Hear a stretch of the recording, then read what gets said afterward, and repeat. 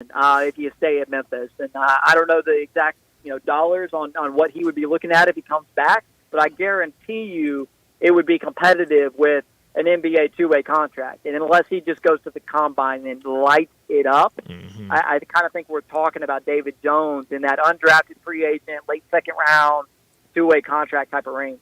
It's just a lot of banners wanting to be hung in May. Yeah, I mean that's the beauty of the off season. It's hope. It's optimism. It's hype. It's a chance to believe that the next season is going to be the one, and that's not unique to Memphis.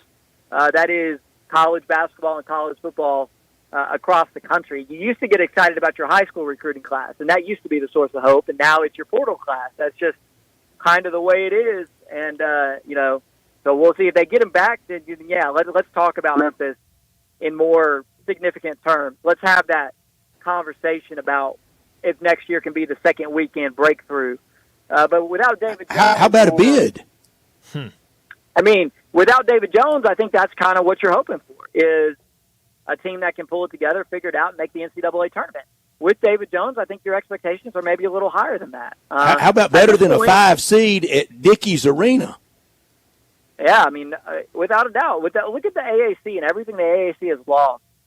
Top of the charts right now in terms of the amount of minutes and production lost to the portal. Out of 32 conferences in college basketball, nobody lost more to the portal than the AAC. Crazy. So, I mean, and Memphis is a big part of that. Now, Memphis is able to get better players in because of the NIL and the prestige of the program, because of the name of Penny Hardaway. They can get better players in from the portal than North Texas or Temple or Tulane, et cetera, et cetera.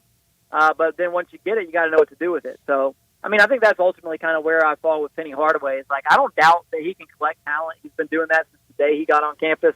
But it's what you do with it that counts. And we haven't really seen a whole lot in terms of performance with the types of players that he's got. I went through that whole list, Brian. You remember that day I went from Jeremiah Martin to Mike Park to every name. There's one constant, and that's Penny Hardaway. He's the common denominator through all those years of not much.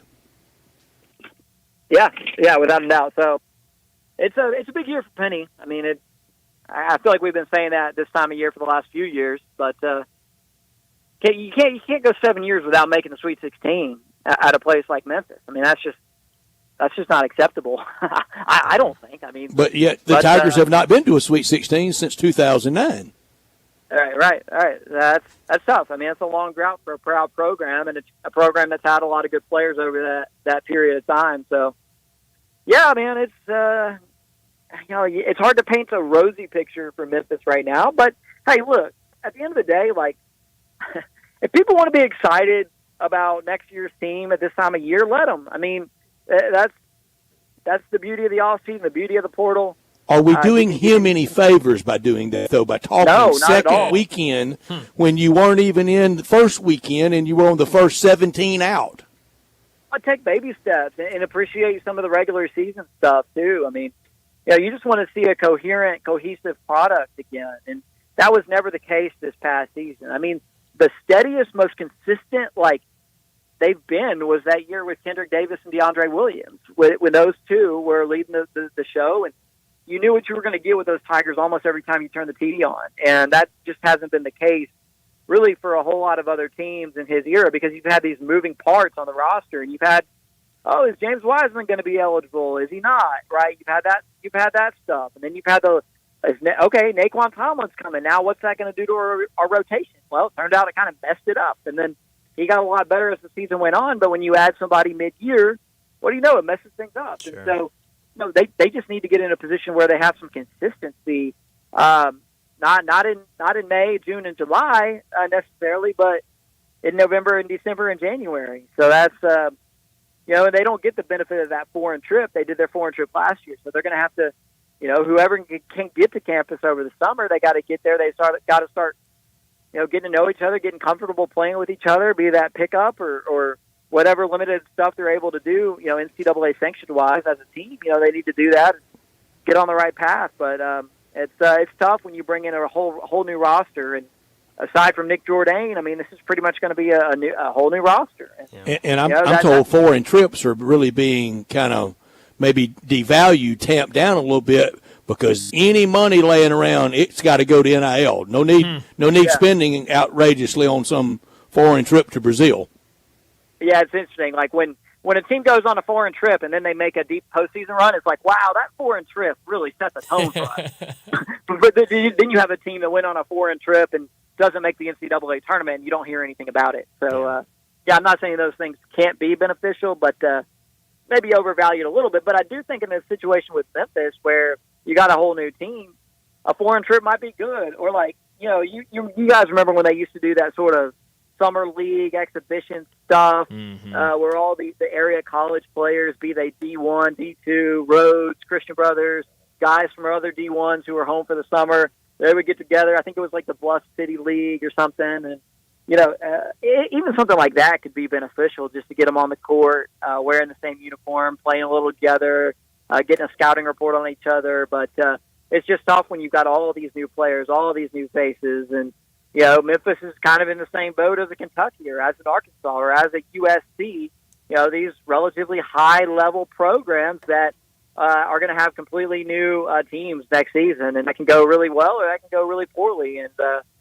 more often than not, I think history and the data tells us that it's the teams that have at least some core nucleus of players coming back that end up having the most success. Yeah. Oh, well, David, you mentioned that you were a part of the winners and losers from college basketball's 2024 transfer portal cycle story that everyone should go and read on CBSSports.com. What was kind of like when you sat down, when they told you you're writing this, what was that kind of first, this is the biggest winner of this cycle and the biggest loser? What were the kind of first ones that came to your mind that you were like, this has got to be the first one we talk about? Well, the easiest one was, unfortunately, Seton Hall as a loser. I mean, they won 25 games. They won the NIT. They took a big step forward in year 2 under Shaheen Holloway. But then they lost Kadary Richmond to the portal. And then they lost DJ Davis to the portal. He's going to Ole Miss. And then they lost another couple as well. But Richmond, he's one of the top 10 guys in the portal. DJ Davis, I'd have to look, but I think I have him in the top 50 or 60 as well. Those guys were awesome. For a Seton Hall team that did beat UConn last season, a team that, if they had been able to keep it together roster-wise, would have gone into next year predicted as a fringe top 25 team and as a team to watch in the Big East and all of that. And now they got to rebuild the thing almost from scratch. And now you look at that, and it's like, no wonder Shaheen Holloway's name came up in the mix for other jobs, because in the moment, that makes no sense. This is a former Seton Hall point guard who's having a good second season with his alma mater. Why would he be in the running for other jobs? Well, maybe it's because Seton Hall doesn't have the money that it needs to keep the top-level talent.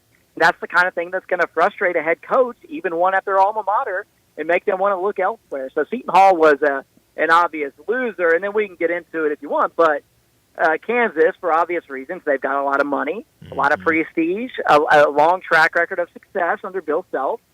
They have cleaned up and done quite well for themselves after what was very much a down season for them. Yeah. David, what about the college football? We just got through a portal. Who retained? Who didn't get hit that was scared they might get hit?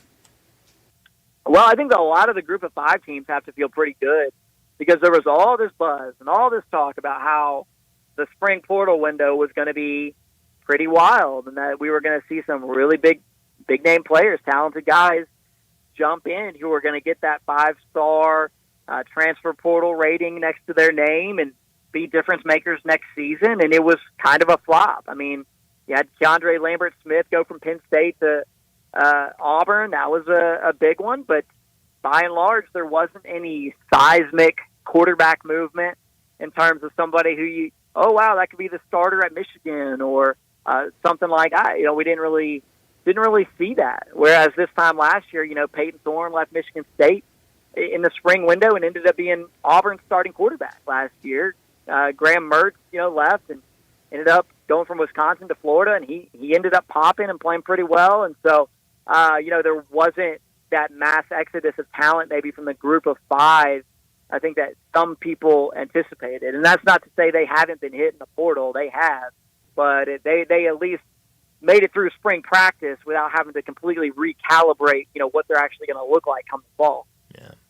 David, I don't know if we've talked to you about this yet, but it was voted on a couple weeks ago to allow the helmet communication devices in college football. Obviously, we're very used to it in the NFL, but it will be very new for college football. How does this look year one? Is it as smooth as I think people say it's going to be this year, or do people have trouble with it? What does year one of college football look like with the helmet communication devices? Well, I think it's a big advantage for offenses and the offensive-minded head coaches, and there will be some kinks there. Think about the pitch communication system that we see used in college baseball, where they've got it on their wristbands or whatever it is, right? Like there's an